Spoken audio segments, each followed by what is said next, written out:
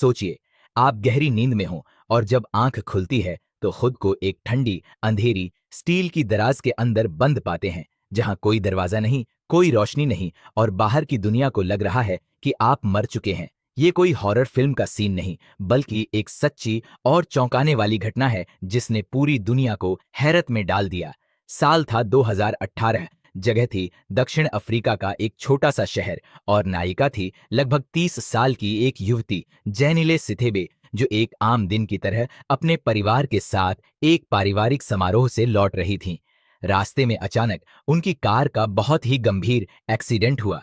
गाड़ी बुरी तरह से क्षतिग्रस्त हो गई और जेनिले की हालत देखकर लोगों को यही लगा कि वो अब इस दुनिया में नहीं रहीं। कुछ ही देर में इमरजेंसी मेडिकल टीम वहां पहुंची। डॉक्टरों ने उसकी नब्ज देखी, छाती पर स्टेथोस्कोप लगाया, सांसें सुनी और आखिरकार उसे मृत घोषित कर दिया गया। वहां मौजूद हर कोई मान चुका था कि जेनिले अब इस दुनिया में नहीं रही। किसी ने यह जानने की कोशिश नहीं की कि कहीं वो कोमा में तो नहीं या फिर उसकी बॉडी किसी न्यूरोलॉजिकल शॉक में तो नहीं है। इतनी जल्दी उसे मृत घोषित कर देना शायद लापरवाही थी, लेकिन किसी ने सवाल नहीं उठाया। कुछ ही घंटों में उसका शव एक सरकारी मुर्दाघर भेज दिया गया, जहां बाकियों की तरह उसे भी एक ठंडी स्टील की दराज में रख दिया गया। वो जगह जहां सिर्फ मृत शरीर रखे जाते हैं, जहां सन्नाटा बोलता है और जहां जिंदा इंसान की कोई कल्पना भी नहीं कर सकता। लेकिन इस कहानी की असली शुरुआत तो अभी बाकी थी।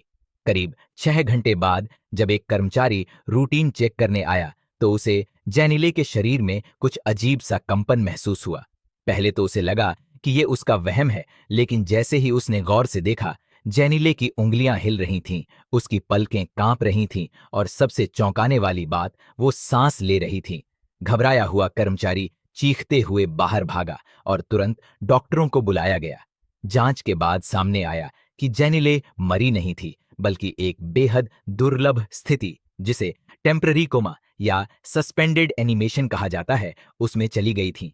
इस स्थिति में इंसान की बॉडी का तापमान गिर जाता है, नब्ज बहुत धीमी हो जाती है और श्वास लगभग ना के बराबर दिखती है, जिससे यह भ्रम होता है कि व्यक्ति मर चुका है, लेकिन हकीकत में वो जिंदा होता है, बस शरीर प्रतिक्रिया देना बंद कर देता है। अब सोचिए, अगर वो कर्मचारी उस दिन रूटीन चेक के लिए ना आता या अगर थोड़ी और देर हो जाती तो जेनिले की मौत सच में हो जाती और शायद कोई कभी जान भी नहीं पाता कि वो जिंदा थी। यह एक ऐसी भूल थी जो एक इंसान की जिंदगी ले सकती थी। यह खबर जब मीडिया तक पहुंची तो पूरे देश में हंगामा मच गया। अस्पताल प्रशासन पर सवालों की बौछार शुरू हो गई। मेडिकल स्टाफ की लापरवाही को लेकर जांच बैठाई गई और आम लोगों के मन में डर घर कर गया। क्या ऐसा हमारे साथ भी हो सकता है? क्या डॉक्टर भी गलती कर सकते हैं? ये कहानी बन गई एक ऐसा उदाहरण जो हेल्थ केयर सिस्टम की कमजोरियों को उजागर कर रही थी। जेनिले को इलाज के लिए तुरंत आईसीयू में शिफ्ट किया गया, जहां वो कई दिनों तक निगरानी में रहीं। धीरे धीरे उनकी हालत सुधरने लगी, लेकिन मानसिक रूप से वो पूरी तरह बदल चुकी थीं। उन्होंने बताया कि उस दराज में बंद होने के दौरान वो सब कुछ महसूस कर पा रही थीं। उन्हें सांस लेने में दिक्कत हो रही थी, अंधेरा उन्हें घुटन दे रहा था, लेकिन वो खुद को बाहर निकालने में असमर्थ थीं।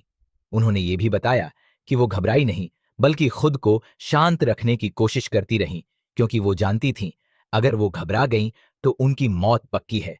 इस घटना के बाद जेनिले की जिंदगी पूरी तरह बदल गई। उन्होंने मीडिया को दिए एक इंटरव्यू में कहा, मैंने मौत को बहुत करीब से देखा है और अब मुझे हर सुबह की धूप, हर सांस और हर पल एक उपहार की तरह लगता है। मैं अब उन छोटी छोटी चीजों के लिए शुक्रगुजार हूं जिन्हें पहले कभी महसूस ही नहीं किया था।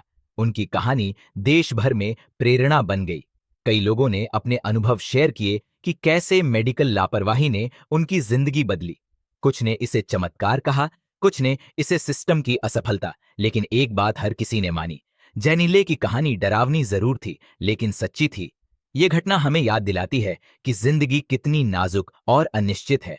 मौत कभी भी आ सकती है, लेकिन कभी कभी जब किस्मत साथ दे, जिंदगी एक दूसरा मौका भी देती है और ये मौका हर किसी को नहीं मिलता। जेनिले जैसी घटनाएं बहुत ही दुर्लभ होती हैं, लेकिन वो हमें यह सीख देती हैं कि विज्ञान भी कभी कभी चूक सकता है और इंसानी आत्मा कभी कभी मौत को भी मात दे सकती है।